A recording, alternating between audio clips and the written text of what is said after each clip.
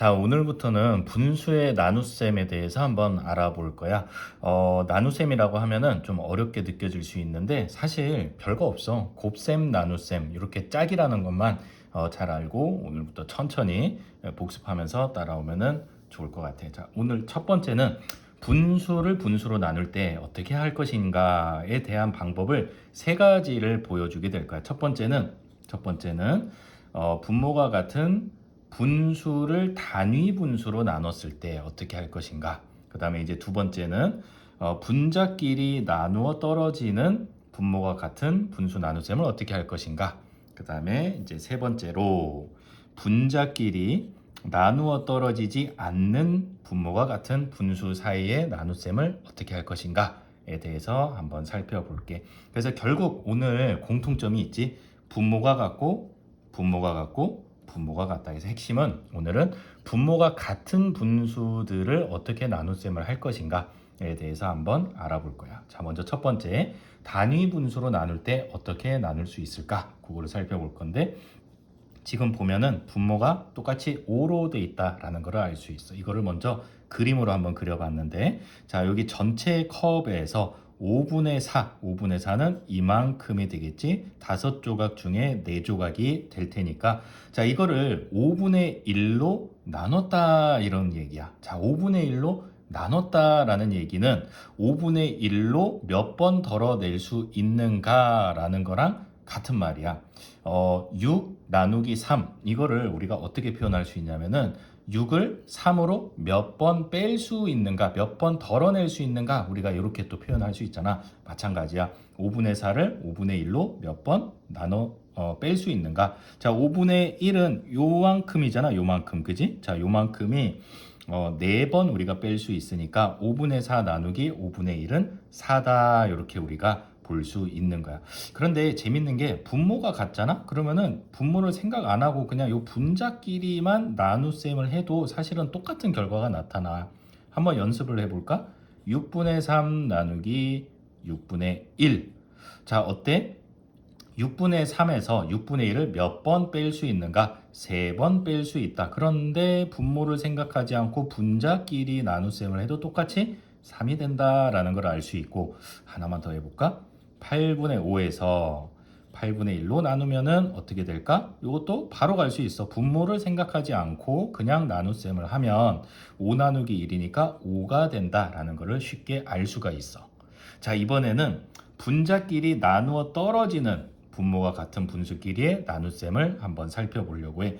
7분의 6 나누기 7분의 3 이렇게 나와 있잖아. 그지? 자, 그러면은 그림을 먼저 그려본 거야. 여기서부터 여기까지가 1, 한 조각인데 요거를 7조각으로 나눈 것 중에 6조각, 우리가 이거를 7분의 6이라고 부를 수 있겠지. 자, 이거를 어떻게 했어? 7분의 3으로 나눴지. 7분의 3으로 나눈다라는 것을 다른 말로 7분의 3으로 몇 번 뺄 수 있는가, 몇 번 덜어낼 수 있는가 라는 뜻이잖아. 자, 그림에서 7분의 3을 한번 표시를 해보자면은 이렇게 한 조각, 그 다음에 두 조각 이렇게 될 수 있지. 한 조각, 두 조각. 그러니까 답은 2가 된다라는 거야. 7분의 6을 7분의 3으로 몇 번 뺄 수 있는가? 2번 뺄 수 있어요. 이렇게 되는데 사실 이것도 똑같아. 분모가 같잖아. 그러면은 분모를 생각 안 하고 그냥 곧바로 계산해도 돼. 6 나누기 3 이렇게 해도 된다 라는 얘기지. 이것도 한번 연습을 해볼까? 5분의 4 나누기 5분의 2 요거 어떻게 될까? 분모 생각하지 말고 4 나누기 2는 2 이렇게 되지.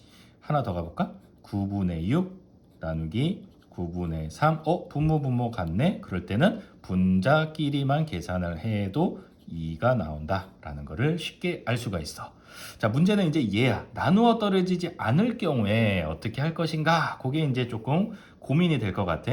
8분의 5 나누기 8분의 2. 자, 여기서부터 여기까지가 1인데 8조각으로 나눠서 요만큼이 8분의 5, 5조각이지, 그지? 자, 여기에서 8분의 2로 나누려고 하는 거야. 한번 나눠볼까? 여기 2조각이면 될 테니까 8분의 2, 한 조각, 두 조각, 그리고 두 조각하고 세 조각 갈라 그랬더니 없어. 어떻게 됐어? 두 조각 반. 한 조각, 한 조각, 반을 우리가 2분의 1조각 이렇게 표현을 하지. 자, 다시 여기 밑에 그림을 보면 한 조각, 한 조각, 그리고 요 절반.